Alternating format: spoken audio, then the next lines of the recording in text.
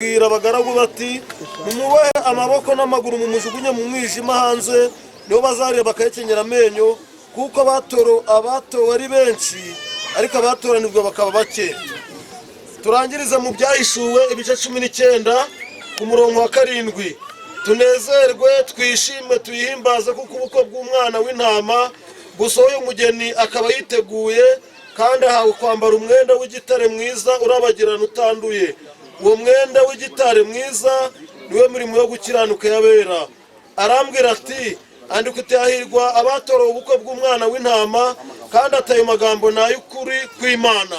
Haleluya, haleluya, haleluya. Nabonye abantu batashe buno bukwe abenshi nta munezero bafite. Nakomeje kwibaza impamvu abantu badafite umunezero. Unimbeho imbeho yafashe n'umuwa. Natwe ntabwo turatinda.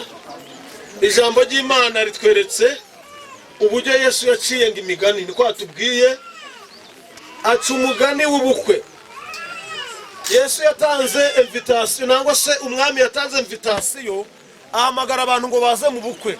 Amaze guhamagara abantu ngo baze mu bukwe, ba bantu ntibaza ahubwo ngo ibyo bateguye bari babaze, bashatse ibyo kunywa, bashatse ibyo kujya, ngo abantu hasigaye wa mwami wateguye ubukwe agiye kubona abantu babuze ngo batahe bwa bukwe. Arangije aragenda, babandi noneho bagombaga gutaha ubukwe bica ngo n'abagaragu be. Muri kuvuga n'abantu bari babi. Noneho ngarangije arabura ngo mugende mu nzira aba murabonamo mubabwire baze batahe bwa bukwe, baze bagiye banywe. Noneho ngo bazanye bo baza aho babwiye bati ngo utaha ubukwe aza yambaye umwenda w'ubukwe. Ngabonamo umuntu umwe udafite umwenda w'ubukwe. Ngararanganye aravuga ngo uriya muntu waje mu bukwe adafite umwenda w'ubukwe ninde? Bishatse kuvuga ko rero ubu twese twahawe invitation yo kwinjira mu gihugu cyo mu ijuru. No kuvuga ko mu Yesu twese yaraturaritse. Nuko uyu munsi wa none mwene data yatanze invitation i Kigali umuntu winjira mu bukwe nangwara mu mujyi Musanze n'umuntu ufite invitation.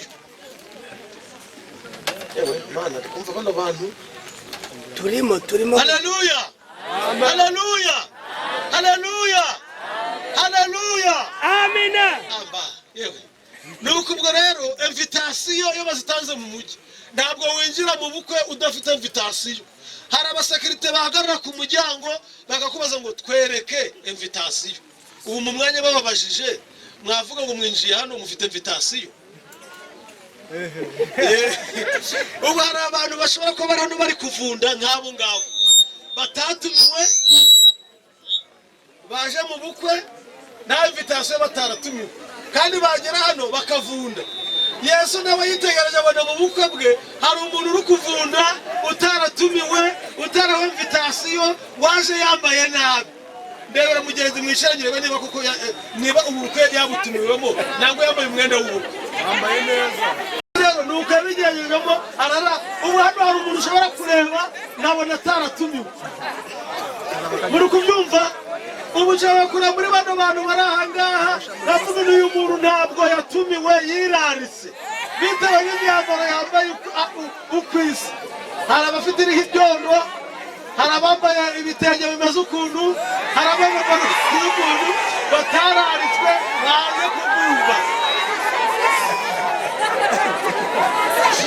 No mu bukwe bwa Yesu rero mu gihe cy'imperuka Yesu naje guca imanza hari abantu bazabonamo batambaye imyenda y'ubukwe. Ngabo ngazabaterera hanze bo bazareba bakakenyera amenyo. Ijambo ry'Imana tuvuga ngo hahirwa abantu batora ubukwe bwa ntama w'Imana.